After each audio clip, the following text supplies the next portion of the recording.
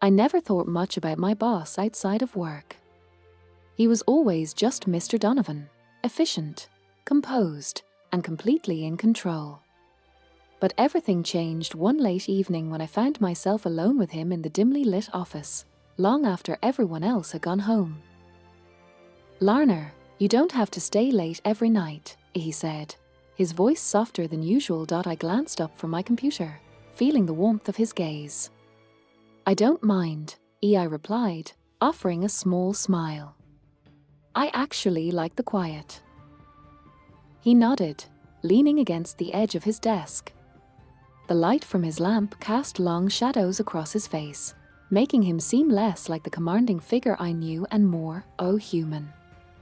There was something in his eyes that night, something I couldn't quite place. Over the next few weeks, subtle changes took place. The way he lingered near my desk a little longer than necessary, the way his hand would graze mine when parsing documents, the unspoken tension that simmered beneath the surface. I couldn't deny that I was drawn to him in ways I never expected. It wasn't until an office holiday party that the boundaries between us began to blur. A lingering glance, a touch that lasted a heartbeat too long, and suddenly I saw him differently. Mr. Donovan became James, and I found myself craving his attention in ways that were entirely unfamiliar yet thrilling. As the party wound down, I found myself beside him near the balcony. The city lights stretched out before us, and the air between us was thick with anticipation.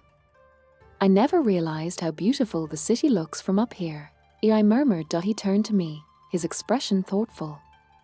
"It is. But some things are even more captivating up close." Chapter 2. Uncharted territory. I didn't know how it happened, but one evening, as we both stayed late yet again, the silence between us grew heavy.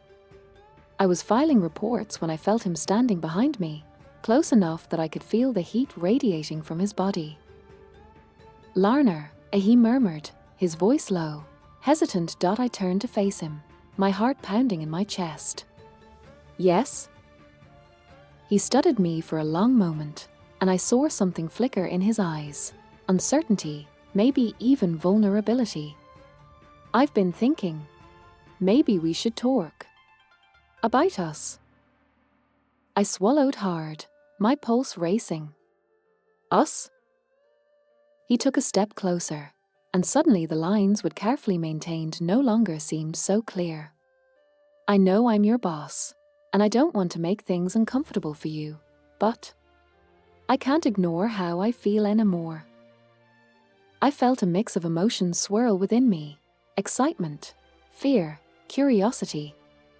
"Neither can I," I admitted, my voice barely above a whisper. From that moment on, everything changed. We began spending more time together, finding excuses to be in the same room, exchanging stolen glances and whispered conversations. It was exhilarating, yet there was always an unspoken tension hanging over us. What if someone found out? What if it complicated everything? Despite the risks, I couldn't stay away. There was something about James that made me feel seen in a way I never had before. With him, I wasn't just an employee. I was a woman, with desires and dreams I had long ignored. One weekend, he invited me to an art exhibit downtown. We walked through the gallery, our fingers brushing against each other in fleeting touches that sent shivers down my spine. As we stood before a painting of a sunlit field, he leaned in and whispered, "I want to know everything about you, Lana." Chapter 3. The turning point. One evening, as we sat across from each other in his office, sipping coffee and sharing quiet laughter, I realized how much he had come to mean to me. "Do you ever wonder if we're making a mistake?" I asked, staring down at my cup. He reached across the desk, his fingers brushing mine. "I think about it all the time," he admitted. "But then I remind myself that life is too short for regrets." I looked up at him, feeling a warmth spread through me. "Me too."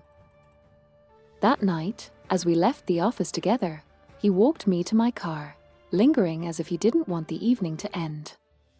Without thinking, I reached for his hand, threading my fingers through his. "Lana." He started, but I silenced him with a soft smile. "It's okay," I whispered. "I know." In that moment, standing under the streetlights with the city bustling around us, I realized that what we had wasn't just an office romance. It was something deeper, something worth holding on to. The weeks that followed were a whirlwind of stolen moments and heartfelt conversations. We navigated the delicate balance of our professional and personal lives, knowing that what we shared was fragile but meaningful. Eventually, we reached a crossroads. Sitting across from each other in his office one last time before the holiday break, he took my hand in his. "No matter what happens next, I want you to know that I care about you." I squeezed his hand gently. "I care about you too, James. And I'm not going anywhere." As I walked out of his office that night, I felt a sense of clarity and growth I hadn't known before. What we had was unexpected, but it was ours, and that was enough. The future was uncertain, but for now, I was willing to take things one day at a time, cherishing every moment I had with him.